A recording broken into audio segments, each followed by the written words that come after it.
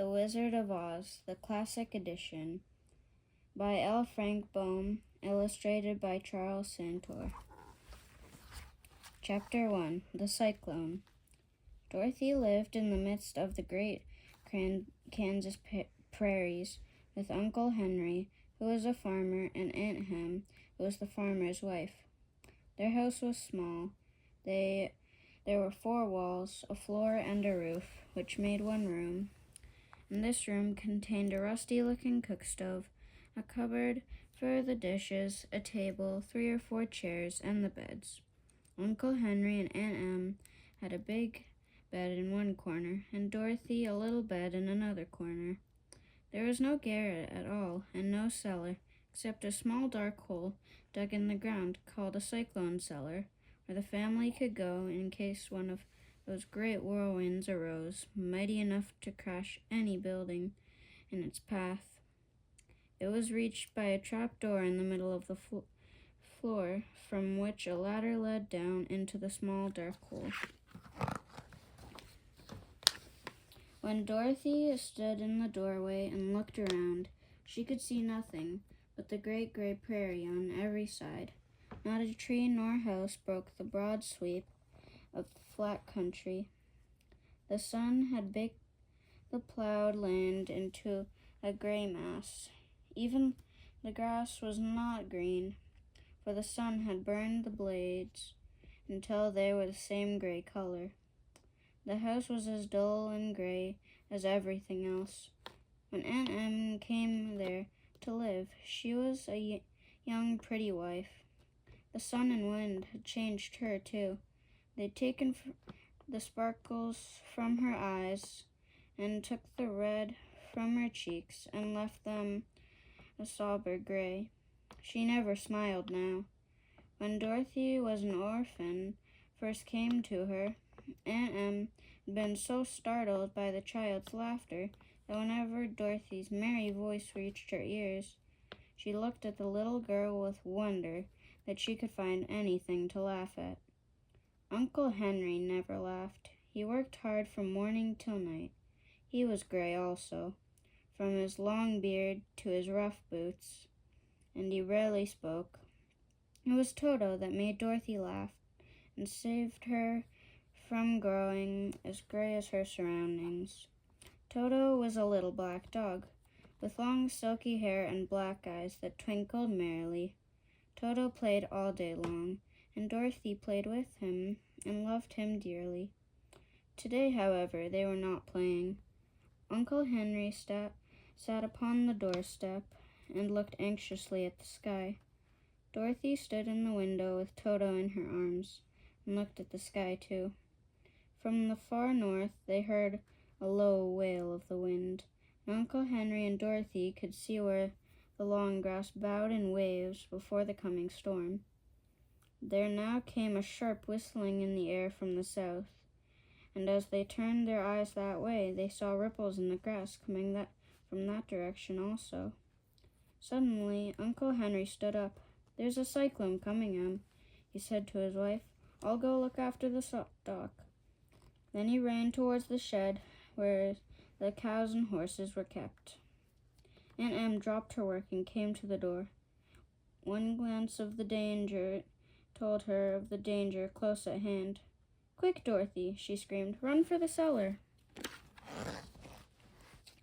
Toto jumped out of Dorothy's arms and hid under the bed, and the girl started to get him. Aunt Em threw over the trap door in the floor and climbed down the ladder into the small dark hole. Dorothy caught Toto at last and started to follow her aunt. When she was halfway across the room, there came a great shriek from the wind, and the house shook so hard that she lost her footing and sat down suddenly on the floor. Then a strange thing happened. The house whirled around 2 or 3 times and rose slowly through the air. Dorothy felt as if she were going up in a balloon.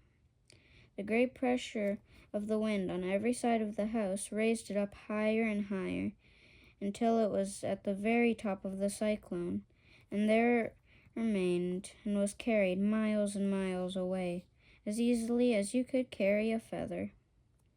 It was very dark, and the wind howled horribly around her. But Dorothy found she was riding quite easily. After her first few rolls around, she felt as if she were being rocked gently, like a baby in a cradle. An hour after hour passed by, and slowly Dorothy got over her fright. But she wondered if she would be dashed to pieces when the house fell again. But as the hours passed and nothing terrible happened, she stopped worrying and resolved to wait calmly. At last she crawled over the swaying floor to her bed, and Toto followed and lay down beside her. In spite of the swaying house and the wailing of the wind, Dorothy soon closed her eyes and fell fast asleep. Chapter 2. The Council with the Munchkins. Dorothy was awakened by a shock that made her catch her breath and wonder what had happened. Toto put his little nose into her face and whined. She sprang from her bed and, with Toto at her heels, ran and opened the door. The little girl gave a cry of amazement and looked about her, her eyes growing bigger and bigger at the wonderful sights she saw. The cyclone had set the house down very gently, for a cyclone, that is, in the midst of a country of marvelous beauty. There were stately trees bearing luscious fruit all about. Banks of gorgeous flowers were on every hand, and birds with brilliant plumage sang in the trees and bushes. While she stood looking eagerly at the strange and beautiful sights, she noticed coming toward her a group of the queerest people she had ever seen.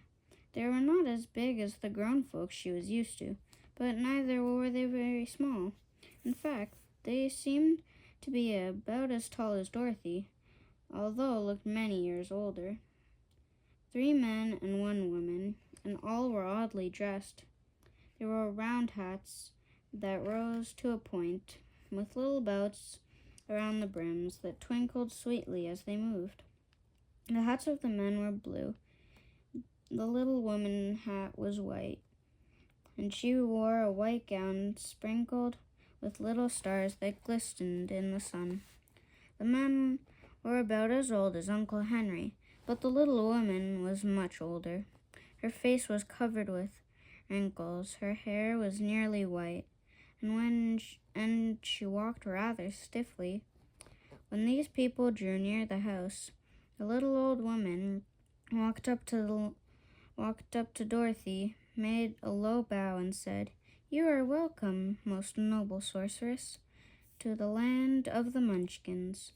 We are so grateful for you, for having killed the wicked witch of the East, and for setting our people free from bondage." Dorothy listened to this speech with wonder. What could the little woman possibly mean by calling her a sorceress, and saying she had killed the wicked witch of the East?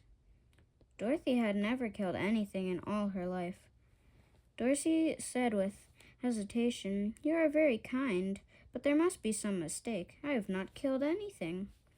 "Your house did, anyway," replied the little old woman with a laugh.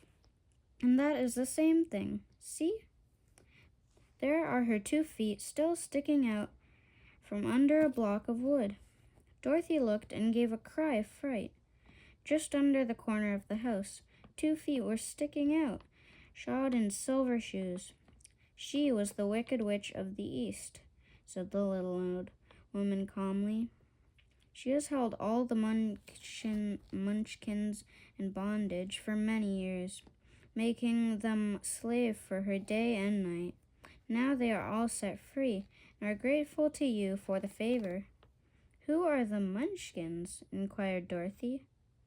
"They are the people who live in this land of the East, where the wicked witch ruled," replied the old woman. "Are you a Munchkin?" asked Dorothy.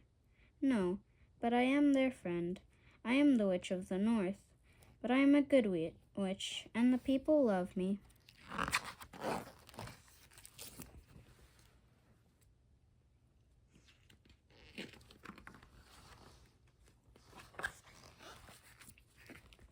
Just then, the Munchkins gave a loud shout and pointed to the corner of the house.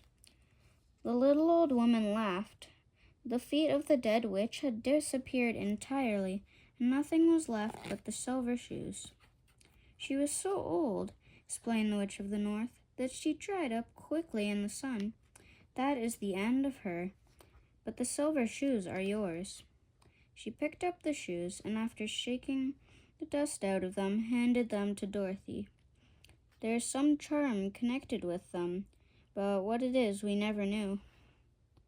I am anxious to get back to my aunt and uncle, for I am sure they will worry about me, said Dorothy. Can you help me find my way? The witch shook her head. A great desert surrounds this land of Oz. You must go to the City of Emeralds. Perhaps Oz, the great wizard, will help you. He is a good wizard. How can I get there? Asked Dorothy. The road to the City of Emeralds is paved with yellow brick, said the witch, so you cannot miss it. You must walk. It is a long journey through a country that is sometimes pleasant and sometimes dark and terrible. However, I will use all the magic arts I know to keep you out from harm. No one will dare injure a person who has been kissed by the Witch of the North. She came close to Dorothy and kissed her gently on the forehead. Her lips left a round shining mark. Then the witch whirled round on her left heel 3 times and straightway disappeared, much to the surprise of Toto, who barked after her. But Dorothy, knowing her to be a witch, had expected her to disappear in just that way, and was not surprised at the least.